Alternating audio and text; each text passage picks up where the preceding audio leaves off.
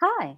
Before we begin, I want to remind everyone that you can access CART live captioning with the link pinned in the chat here.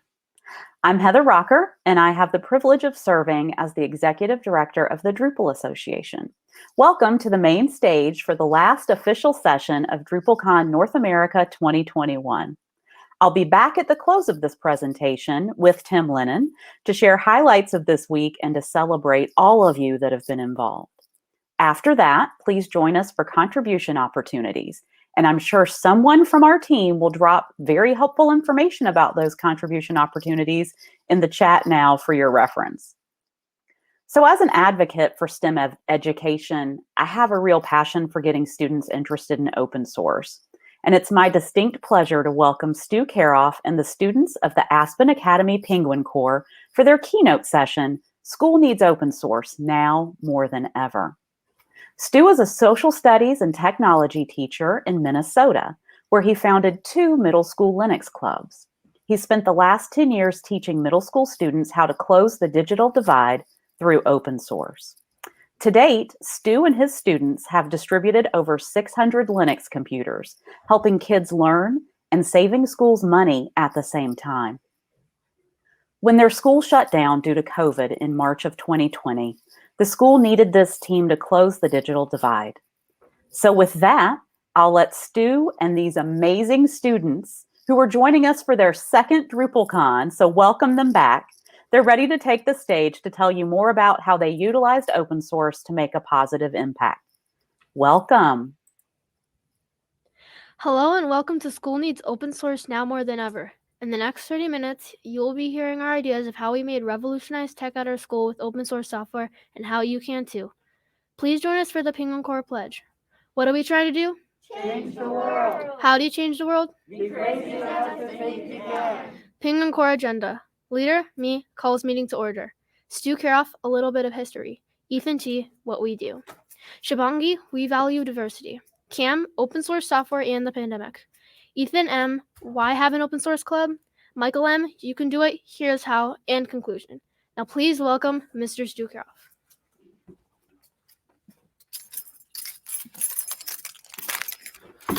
Thank you for having us back. Hello, I'm Stu Keroff. The first computer I ever saw was an Apple II at my elementary school. I'm dating myself now, but it was the late 70s. It didn't even belong to the school. It belonged to the school district, and each school in the district would get to borrow it for a few weeks. The individual experience for any kid at my school with that machine was pretty brief, and nobody had a computer in their home, way out of reach for most families. Things were a little better in the 80s when my high school had a computer lab of Apple IIs, but computers were still too expensive for most families like mine. The late 90s and early 2000s brought a lot of changes with the explosion of the internet and affordability of computers. My wife and I would pick up used computers from people who were upgrading, and we saved up to buy our first new computer in 2002. I was starting back to school to get my teacher's license, and it took all the money we had just to get the computer. We had nothing left over to get Microsoft Office, and I was going to need software for school. No problem, I thought. There was a sales promotion going on at work. I would get a bonus, and then I could buy it. Well, the end of the promotion came, but my sales did not, and it did not get the extra money. Great. What then? I needed to be able to write papers and had no software to do it with. So I called up a friend of mine who worked in tech and asked him if he could let me have a copy of OpenOffice that we could install on my computer, knowing that I was asking him to cheat a little bit. He said, instead of just driving over to my house with a disk, he said, why don't you try OpenOffice? It's open source and you can get it for free. Open source? I had heard that term before in an article about this thing called Linux, but I wasn't familiar with using anything released under an open source license. I went to the OpenOffice website, read a little bit about it, downloaded the program, and hoped for the best. And my eyes were opened. This program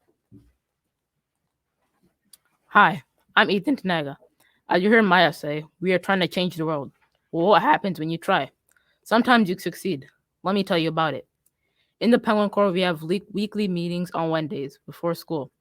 At those meetings, we select the leader to be the master of ceremonies and get things going. We always started off the same way. The leader asked us, "What are we trying to do?" We responded, "Change the world." Then the leader asked, "How do you change the world?" We replied, "Be crazy enough to think you can." That gets things started off on a positive note, and we're excited about wherever we're going to be learning that morning. Lesson started for us with learning how to install software. That isn't just the apps, but also the operating system itself. And doing it in Linux is very different from doing it in Windows.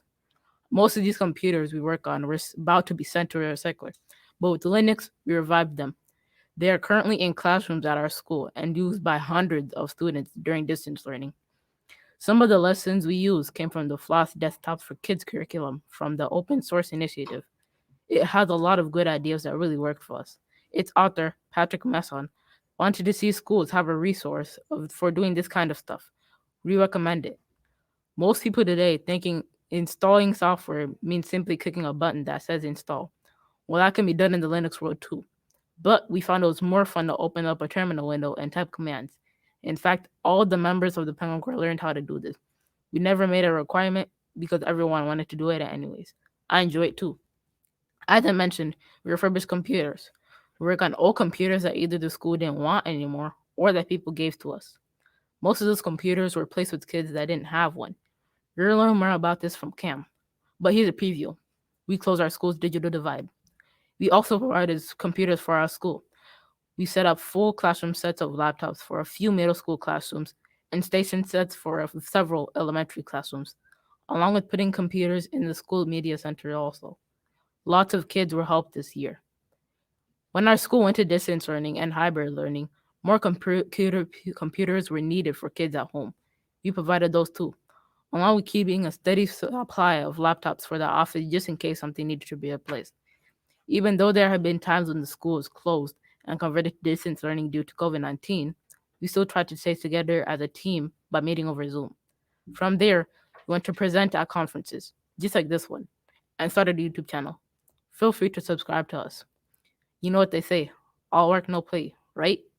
We end each session at the Penguin Corps by having a huge party and playing fun video games, and we eat a lot of snacks. Well, you might be asking, what impact did we have? For starters, many of our teachers did not have to check out computer cards because they have their own computers in their room.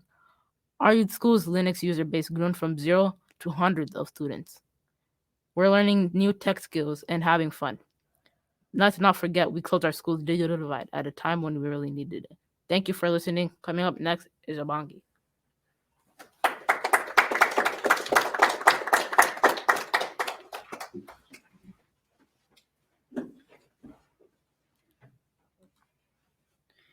Good afternoon.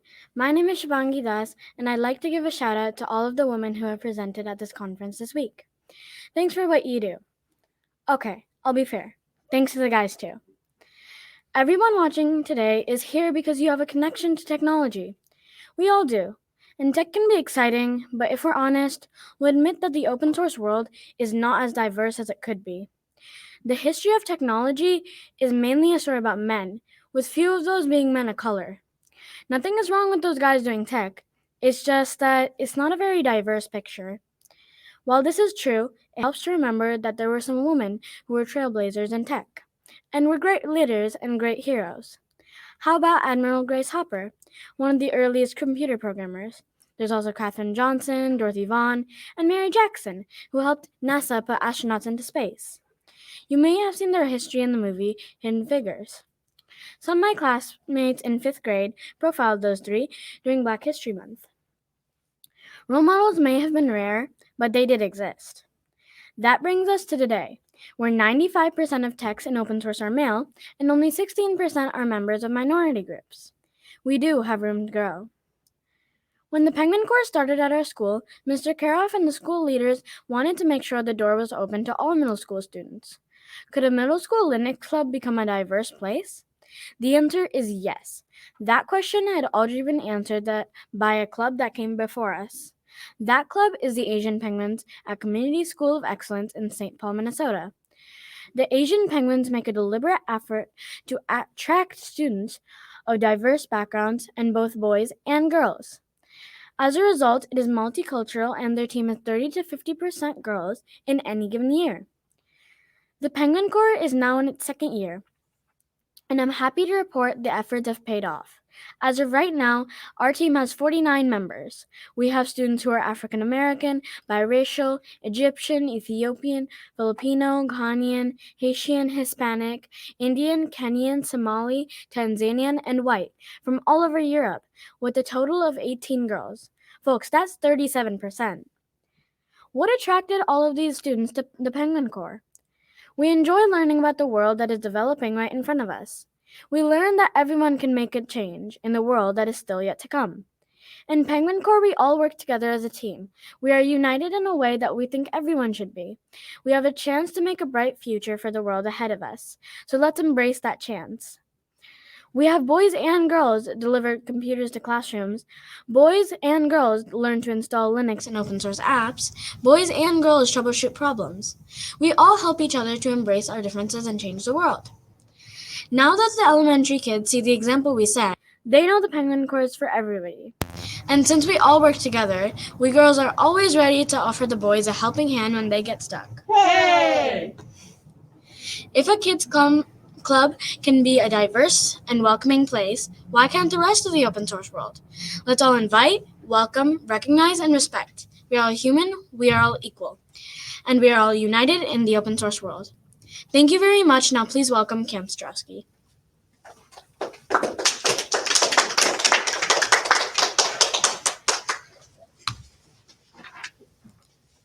Hi, I'm Cam Satrowski, Penguin Corps President. I hope by now you've gotten the point that this is not just something we do, but something that we believe in.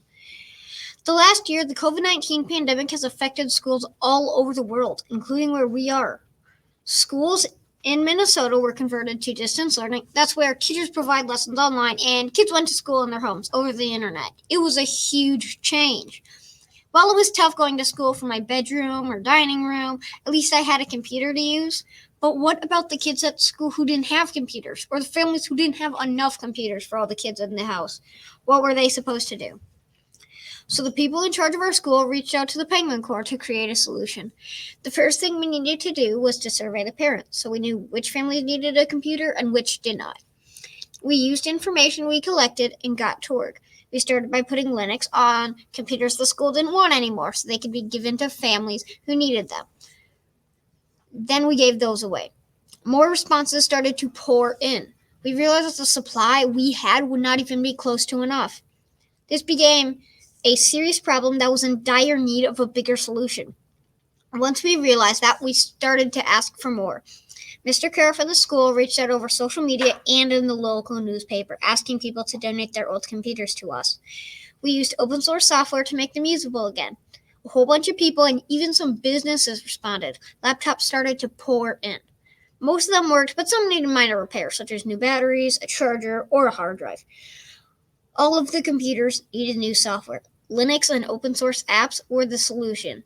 We got the computers up and running, tested them, and left them at the school to give away.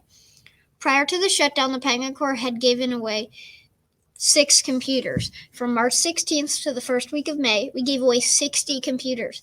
This effectively closed the digital divide we had at the time, as Aspen used an asynchronous model for classes, allowing siblings to share computers at home. It worked. Aspen had intended to have face-to-face instruction when school started in the fall, but last minute we were told that we had to go hybrid, with some kids coming to school on Monday and Tuesday and others coming Thursday and Friday. When kids were at home, they were now to attend classes online at the same time as students in the building. This meant that every student now needed a device, and demand went way up. Again, we appealed online through social media to get donations. We bought used computers from the MN Surplus Exchange where we could get them cheap. Then the school started to hand them out. It was a bigger job than anyone could have predicted. At our open house in August, we handed out 132 laptops, and it still wasn't enough. We compiled a waiting list and continued to get computers ready, giving them out in a steady stream over the next few weeks. Finally, by October, we got the last kid on our list. We had handed out over 300 computers. What did this cost? Most of the computers were donated, and we had to buy some parts. The biggest cost was buying refurbished computers from the state. They were a fraction of buying new. As of right now, our total cost is still under $6,000. We estimate that we saved our school over $90,000. During this time, the schools across the country struggled with supply line problems, which delayed the delivery of their computers for months. With open source software, we closed our digital divide, helped our students and teachers, and saved a pile of money. It can be done. Is it possible to make a hashtag trend on a dare? Let's find out. Ready? Put this on Twitter. Thank you for listening. I'm Cam Zatrowski. Coming up next is Ethan McGuire.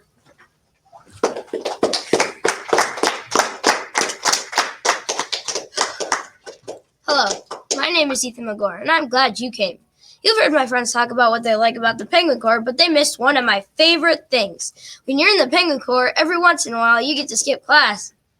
Of course, to get permission to do this open source stuff at school means that we have to convince our school leaders that it's a good idea. This means that sometimes we have to turn on the charm. I hope you're feeling persuadable.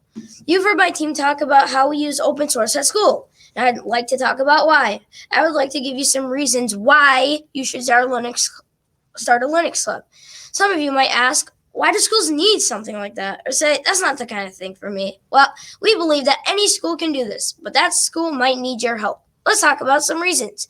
The program is affordable. All the software is free, and you're using old computers, so you don't have to pay a lot for them. Something else to keep in mind, people like to help kids. When they hear you're running a club that has kids recycling computers, they will give you computers. Remember what Cam talked about?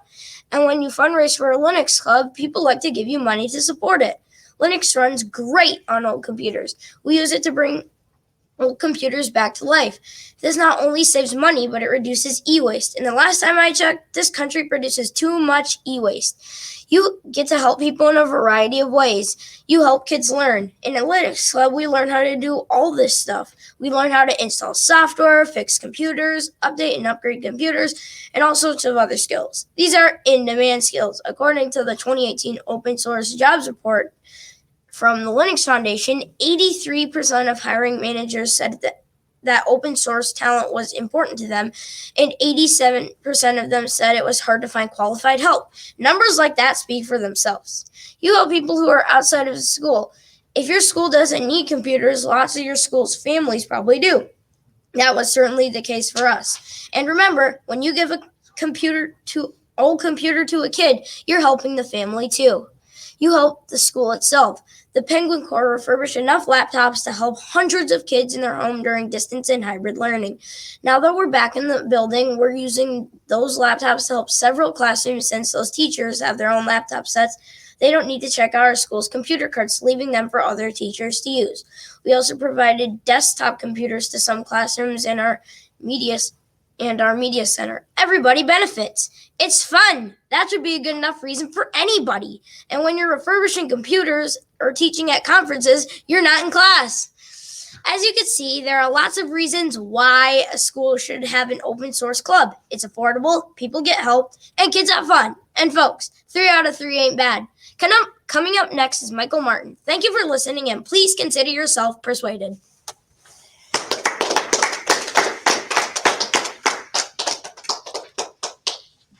Hello, I'm Michael Martin.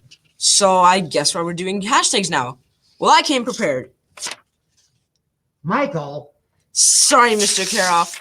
How about this? much better. We started off by saying that schools need open source. Well, the open source world needs schools too. Where do you think future IT professionals are right now? They're in class.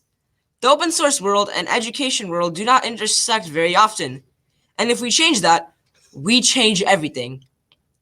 You can be part of the solution by opening an open source program where you are. If Ethan McGuire did his job properly and persuaded you, here are some things you'll need to get started. 1. A supervisor. This could easily be you. You just have to be willing to try something new. It's possible that you have the tech skills, but need to learn how to teach it to kids. The good news is, you can learn how to do that. 2. The go-ahead from the administration. Each school has a different way of doing activities. Find out how it works there and put it into your plan. More likely than not, if your school has clubs, they're looking for more ideas for clubs and more adults to run them. Make yourself available. 3. Computers. Remember, they don't have to be new ones. 4. Software. Your computers will need an operating system and apps. If you're using Linux, then you're getting your software for free. That really helps. 5. Kids. That's kind of the whole point. 6. Space and time. A club will need a place to meet up and to keep its stuff, and club activities will have to fit into the schedule. Work with the local administration to figure that out. Not sure how to start? Tip 1. Start small. Use Linux yourself. I bet most of you already do. A couple of resources you could use would include the FLOSS Desktop for Kids curriculum from the Open Source Initiative. We use some of their lessons. Another is the Linux Club Guide, written by our very own Mr. Keroff. The guide gives a lot of helpful suggestions about how to get a Linux club started and make it fun. It's available at online at linuxclubguide.com.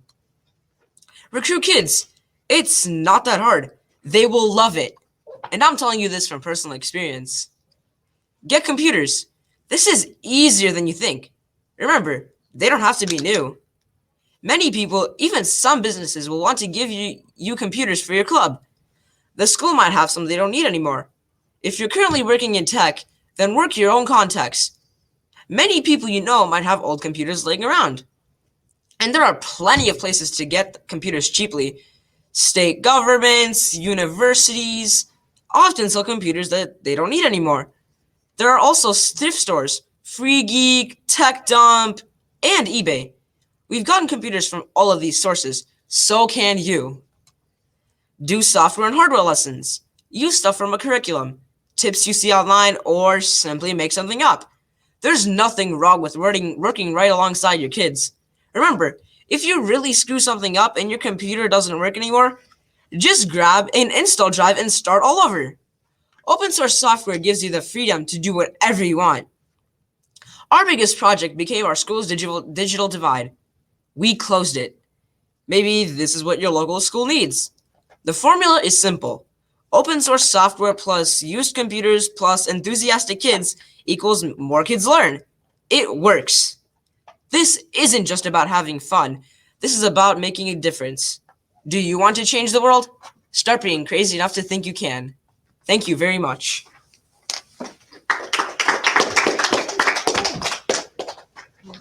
Okay, go ahead and forward if you would. Okay, guys, everyone come around. Okay.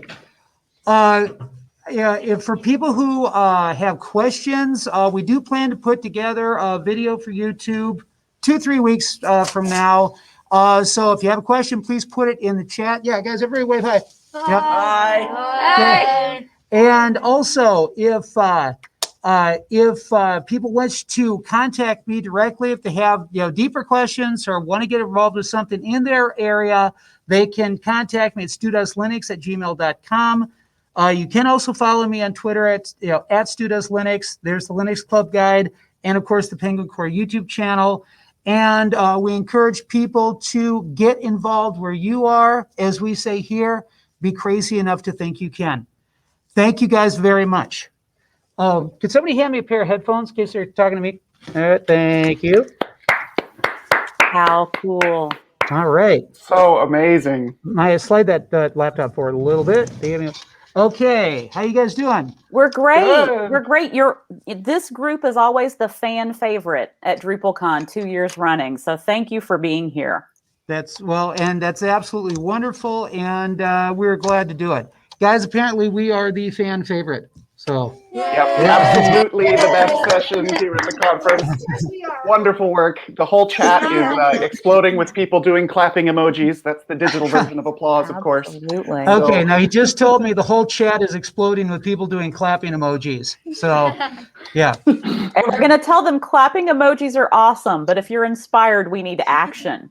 Yes. So, we've talked a lot about the next generation of Drupalists and where open source talent comes from. And we tend to think about how do we get into college and universities, but STEM education research shows we've got to inspire these students by the time they get to middle school. So you've got them at the exact right age, and the rest of us need to get into our communities and see how we can replicate what you've done. Absolutely. And we are just looking forward to seeing that happen. And if somebody's out there looking to get something like this or a similar program started where they're at, whether they're involved with us in any way or not is irrelevant to me. Well, I just, drop me an email just so I know what happens. We'd be thrilled beyond belief to see that going on.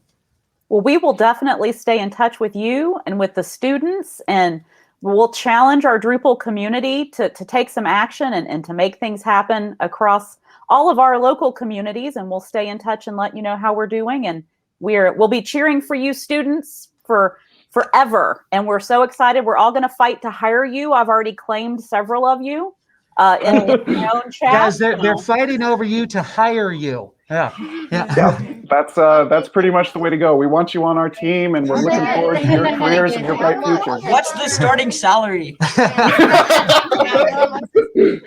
These are Excellent excellent. These question, children Michael. are well prepared. That is an excellent question.